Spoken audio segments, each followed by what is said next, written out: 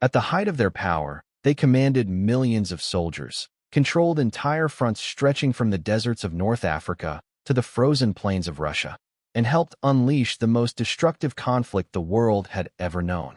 Their signatures sent divisions forward. Their orders condemned cities to ruin. Their strategies reshaped borders, toppled governments, and determined whether countless men would live or die before sunrise. For years, these commanders stood at the center of Adolf Hitler's empire, surrounded by medals, guarded by armies, and treated as if history itself belonged to them.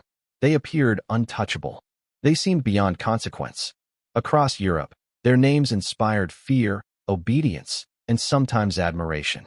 But then the victories slowed. The maps stopped expanding. The roads filled with the wounded. The skies filled with bombers. The borders began to collapse. And one by one, the most powerful generals of Nazi Germany learned the one truth every dictatorship tries to ignore. When the regime falls, everyone tied to it falls as well. Some were dragged before judges and sentenced to die. Some turned their own weapons on themselves in the final hours. Some swallowed poison rather than face capture. Others lived on only to watch their names become symbols of shame. This is the story of how Hitler's most important generals rose, how they lost everything, and how every one of them died. When Hitler came to power in 1933, Germany was still haunted by the defeat of the First World War. The old empire was gone. The economy had been shattered, and the Treaty of Versailles had humiliated the nation in the eyes of many Germans. Hitler understood something critical. Speeches alone could not create empire. He needed men who knew how to fight wars, organize armies, train officers, and rebuild military pride. He needed professionals in uniform. Many of the senior officers who would later serve him did not begin as fanatics. Some were aristocratic conservatives who distrusted mass politics but welcomed rearmament. Some believed they could use Hitler for national revival while keeping control in military hands. Others simply saw career opportunities in a rapidly expanding army. What began as cooperation slowly became dependence. Once the money flowed, promotions came, and military prestige returned, resistance weakened. By the late 1930s, Hitler had bent much of the officer corps to his will. Those who openly opposed him were removed. Those who adapted rose higher. Those who obeyed rose highest of all. Then came the victories that changed everything. Austria was annexed. Czechoslovakia was dismantled. Poland collapsed under combined assault. France, considered one of Europe's strongest military powers, fell with shocking speed in 1940. German armored columns moved faster than many believed possible. Aircraft struck deep behind enemy lines. Coordination between tanks, infantry, and air power created the image of an unstoppable machine. Around the world, people asked how Germany had become so powerful so quickly. The answer included many names: planners, logisticians, commanders, staff officers, and field marshals who transformed Hitler's ambitions into battlefield reality. Yet those early triumphs created a dangerous illusion inside the Reich. Success made criticism seem unnecessary. Doubt looked like weakness. Hitler began trusting instinct over expertise, and many generals, intoxicated by victory, tolerated what should have alarmed them. By the time disaster arrived, they were already tied to him.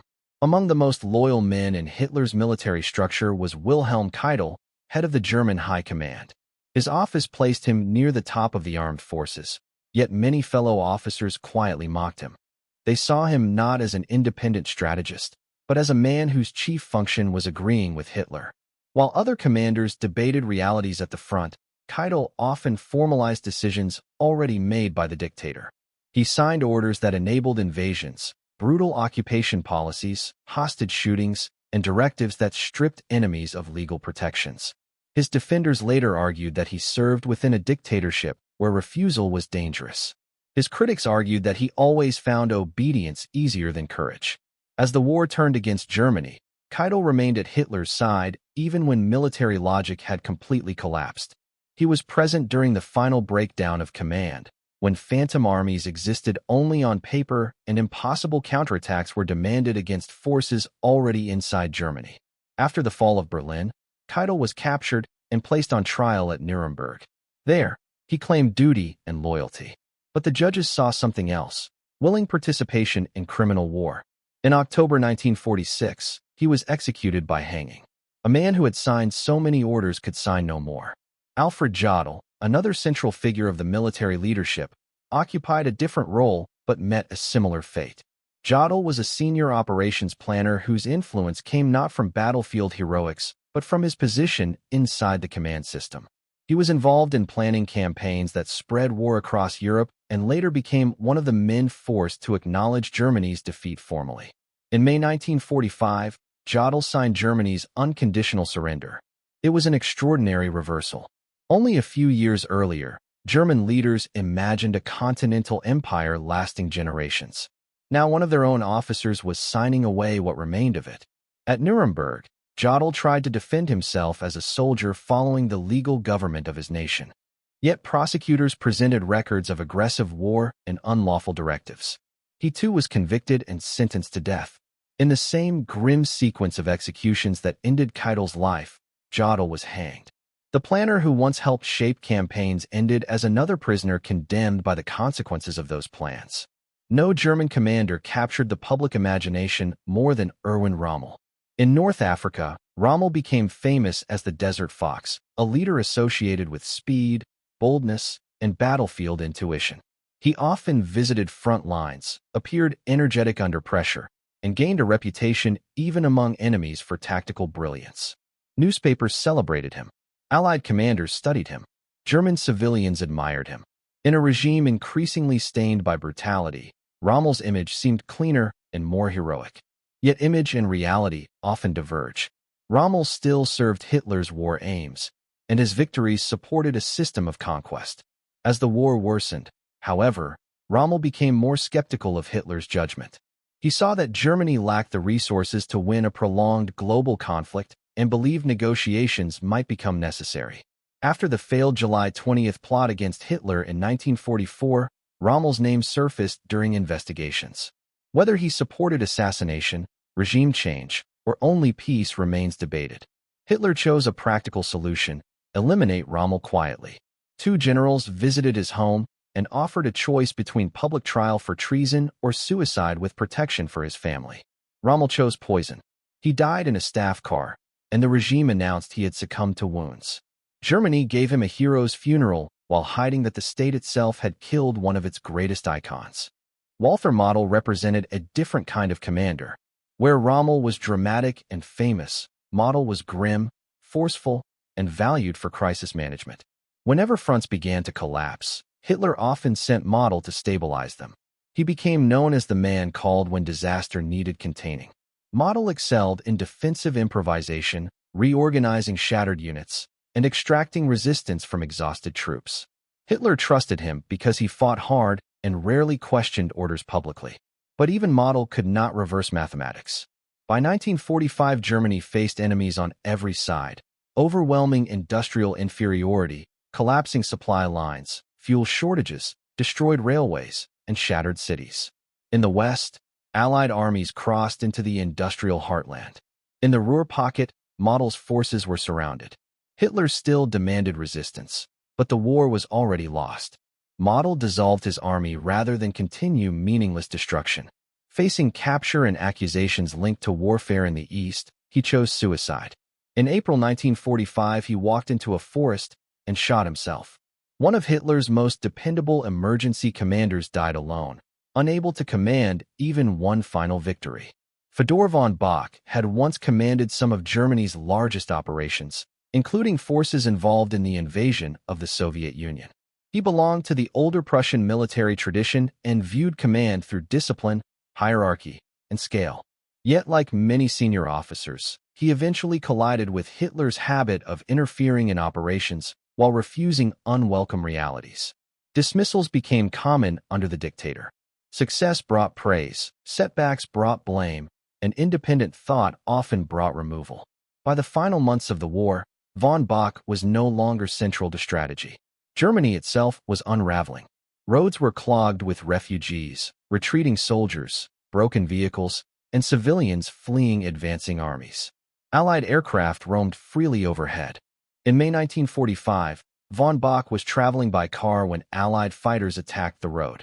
He was mortally wounded and soon died. Once entrusted with enormous armies, he perished in the chaos of national collapse.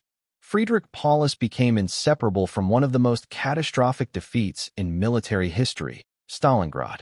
A staff-minded officer rather than a flamboyant field commander, Paulus was placed in charge of the German Sixth Army during the drive into southern Russia. What began as another advance became a nightmare of urban warfare, stretched supply lines, and Soviet resilience.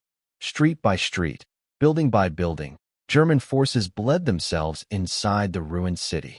Then the Soviets struck the weaker flanks guarded by Allied Axis forces and encircled the entire Sixth Army. Winter tightened around the pocket. Food dwindled. Ammunition ran low. Horses were eaten. Frostbite spread. Men died in cellars and rubble while relief attempts failed. Hitler forbade breakout. Then, in January 1943, he promoted Paulus to field marshal, an unmistakable signal that surrender was dishonorable and suicide expected. Paulus did neither what Hitler wanted nor what tradition suggested. He surrendered. For Hitler, it was betrayal. For the world, it was proof Germany could be broken. Paulus spent years in Soviet captivity, later criticized Hitler, and eventually lived in East Germany. He died in 1957, long after the battle that defined him forever. Heinz Guderian helped shape the doctrine associated with Germany's early lightning victories. He argued for concentrated armored forces, rapid breakthroughs, and exploiting speed before enemies could recover.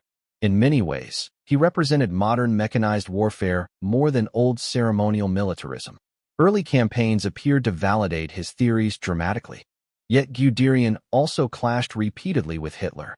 As the dictator grew more convinced of his own genius, professional disagreement became dangerous. Guderian was dismissed, recalled when needed, then sidelined again. He witnessed the transformation of strategic command into a culture where fantasies overruled facts. By war's end, he was captured by American forces. Unlike some colleagues, he avoided execution and later lived in West Germany. He died in 1954. He survived physically, but the military machine he helped modernize had dragged Europe into devastation. Erich von Manstein is often described as Germany's most talented operational strategist.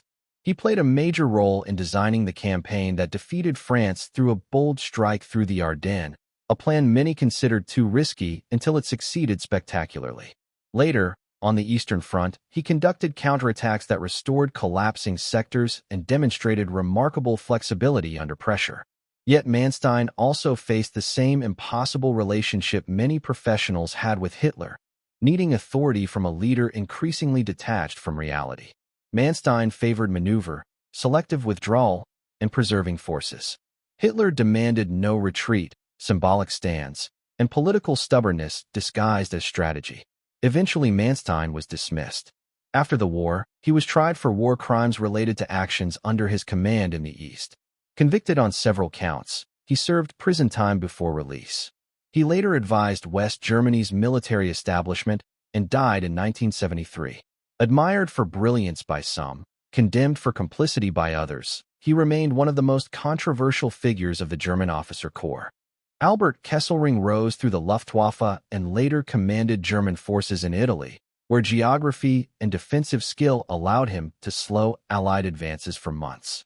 Mountain lines, demolished roads, and determined resistance turned the campaign into a grinding struggle. Kesselring earned a reputation for resilience and organization.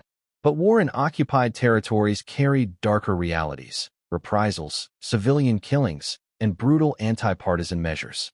After the war, he was tried for war crimes and initially sentenced to death. The sentence was later commuted, and he was eventually released. Many considered this an outrage. Others viewed it as part of Cold War political recalculation. He died in 1960. His long survival contrasted sharply with those who ended on gallows or in bunkers, yet longevity did not erase responsibility. Then came the final theater of collapse, Berlin in 1945. Soviet artillery pounded the capital day and night. Streets became trenches. Civilians hid in basements. Government ministries disintegrated. Inside the Führer bunker, beneath the ruined city, a shrinking circle of loyalists remained with Hitler. Among them was General Hans Krebs, the last chief of the Army General Staff. Krebs attempted negotiations with the Soviets after Hitler's suicide, hoping for terms that no victor had reason to grant. Germany had demanded total war and now faced total defeat. When no salvation appeared, Krebs shot himself on May 1st. Nearby was General Wilhelm Burgdorf, another senior officer who had helped enforce Hitler's will in the army during the final phase. He too committed suicide. These men had once worked in polished headquarters directing armies across Europe. Their final command post was a subterranean tomb under a burning city. No figure better represented the fusion of military power and ideological terror than Heinrich Himmler. Though not a classic frontline general, he controlled the SS, vast armed formations, police systems, concentration camps, and one of the most murderous bureaucracies in history. In the final weeks of the war, Himmler attempted secret contacts with the Western Allies, hoping to save himself by presenting as a negotiator. Hitler reacted with fury and declared him a traitor. Suddenly, one of the most feared men in Europe became a fugitive. Disguised and moving through the wreckage of Germany, Himmler was eventually captured by British forces. During examination, he bit down on a hidden cyanide capsule and died within minutes. A man who had overseen unimaginable suffering ended his life in fear of accountability. Karl Dönitz, commander of the German Navy, occupied one of the strangest positions in the final days of the Reich. In his political testament, Hitler named Dönitz as successor. It was a poisoned inheritance. Berlin was collapsing, armies were shattered, millions were displaced, and surrender was inevitable. Dönitz attempted to manage capitulation while saving as many German civilians and soldiers as possible from Soviet capture by moving them westward where feasible. His government lasted only briefly before Allied arrest. At Nuremberg, Dönitz was sentenced to prison rather than death. After release, he lived for decades and died in 1980. He outlasted almost all the regime's leading figures, but history remembered the system he served more than the years he gained. Not every general died dramatically. Some passed quietly in later decades. Some wrote memoirs insisting they were soldiers separate from politics. Some claimed ignorance of crimes that had occurred across occupied Europe. Some blamed Hitler entirely, as though they had merely been trapped beside him. But the argument that professionals bear no responsibility for the systems they empower has never persuaded history for long. Armies do not move by speeches alone. Occupations do not enforce themselves. Dictatorships rely on administrators, officers, logisticians, planners, and men willing to transform ideology into action. Many of Hitler's generals did exactly that. Their endings varied. Keitel died by hanging. Jodl died by hanging. Rommel died by poison. Model by bullet. Krebs and Burgdorf by suicide in the bunker. Himmler by cyanide. Von Bock by air attack. Paulus in old age after captivity. Guderian in post-war Germany. Manstein after prison and controversy. Kesselring after release. Dönitz after decades of freedom. Different deaths, different circumstances, different final rooms. Yet each ending pointed to the same conclusion: none of their power could save them. They had once commanded armies measured in hundreds of thousands. They had controlled tanks, aircraft, artillery, and frontiers. They had been saluted by columns of soldiers and cheered in stadiums. But medals cannot stop collapse. Rank cannot negotiate with reality. Armies cannot shield men forever from the consequences of what they helped build. The Third Reich promised 1,000 years. It fell in 12. Its cities became ruins, its banners were torn down, and its leaders died in cells, forests, roadsides, bunkers, hospitals, and quiet homes haunted by memory. In the end, these men learned what every empire eventually learns. Power can feel permanent while it lasts. Fear can look like loyalty. Victory can disguise decay. But no machine of domination endures forever. And even the generals who once commanded millions could not command fate.